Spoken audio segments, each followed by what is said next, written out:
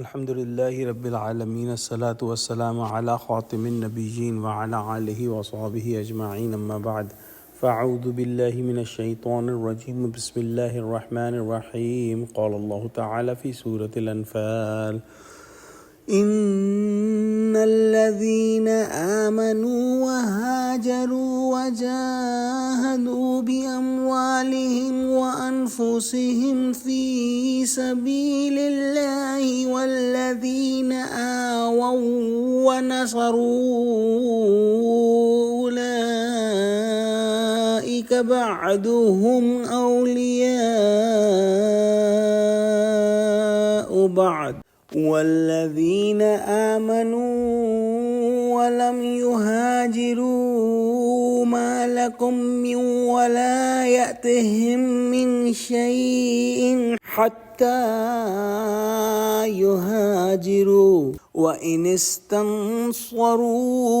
في الدين فعليكم النصر إلا على قوم بينكم وبينهم ميثاق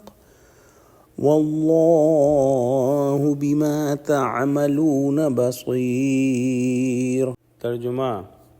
جو لوگ ایمان لائے اور وطن سے ہجرت کر گئے اور خدا کی راہ میں اپنے مال و جان سے لڑے اور جنہوں نے ہجرت کرنے والوں کو جگہ دی اور ان کی مدد کی، وہ آپس میں ایک دوسرے کے رفیق ہیں۔ اور جو لوگ ایمان تو لے آئے لیکن ہجرت نہیں کی، تو جب تک وہ ہجرت نہ کریں تم کو ان کی رفاقت سے کچھ سروکار نہیں، اور اگر وہ تم سے دین کے معاملات میں مدد طلب کریں تو تم کو مدد کرنی لازم ہوگی، مگر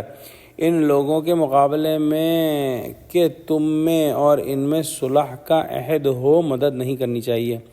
اور خدا تمہارے سب کاموں کو دیکھ رہا ہے۔ جو غزوہ بدر ہوا اس میں ایک طرف تو مسلمان تھے اور ان مسلمانوں میں وہ لوگ تھے جو یا تو مکے سے ہجرت کر کے مدینہ آئے تھے یا مدینہ کے ہی رہنے والے تھے، اور ان کو جو ہے وہ مہاجرین اور انصار کہا جاتا ہے۔ پھر جب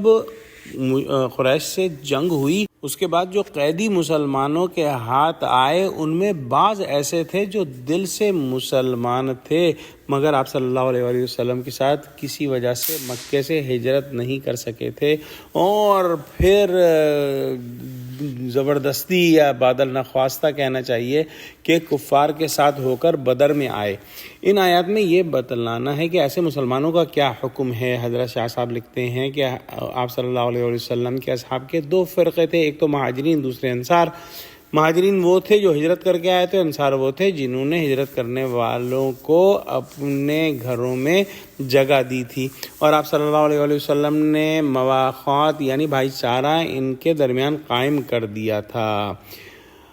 آیت کا مضمون یہ ہوا کہ جتنے مسلمان آپ صلی اللہ علیہ وسلم کے ساتھ حاضر ہیں ان سب کی چاہے صلح ہو یا جنگ ہو وہ ایک ہی ہے، یعنی سب اس میں ایک ساتھ شامل ہیں۔ ایک کا موافق جو ہے وہ دوسرے کا موافق ہے، اور اگر ایک کا کوئی مخالف ہے تو سب کا مخالف ہے، بلکہ آغاز ہجرت میں رشتہ مواخات کے لحاظ سے ایک دوسرے کے ترکے کا وارث بھی ہوتا تھا،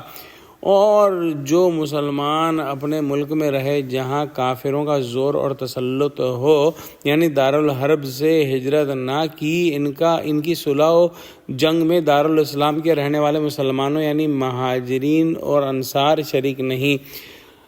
اگر دارالحرب کے مسلمانوں نے یہ صلح و معاہدہ کسی جماعت کفار سے کر لیا تو دارالاسلام کے آزاد مسلمان اس معاہدے کے پابند نہیں ہو سکتے، بلکہ ان سب سے حسب مصلحت جنگ کر سکتے ہیں۔ ہاں یہ ضرور ہے کہ دارالحرب کے مسلمان جس وقت دینی معاملے میں آزاد مسلمانوں سے مدد طلب کریں تو ان کو اپنے مقدور کے موافق مدد کرنا چاہیے، مگر جس جماعت سے ان آزاد مسلمانوں کا معاہدہ ہو چکا اس کے مقابلے میں تا بقائے عہد جب تک معاہدہ برقرار ہے جب تک دارالحرب کے مسلمانوں کی مدد نہیں کی جا سکتی۔ نیز جو وراثت کا سلسلہ مہاجرین اور انصار کے درمیان شروع ہوا تھا وہ بھی دارالحرب کے مسلمانوں پر لاگو نہیں ہوتا۔ دعا کرتے ہیں کہ اللہ سبحانہ وتعالیٰ ہم کو قرآن کا فہم عطا فرما، آمین۔ وآخر دعوانا الحمد للہ رب العالمین۔ السلام علیکم ورحمۃ اللہ وبرکاتہ۔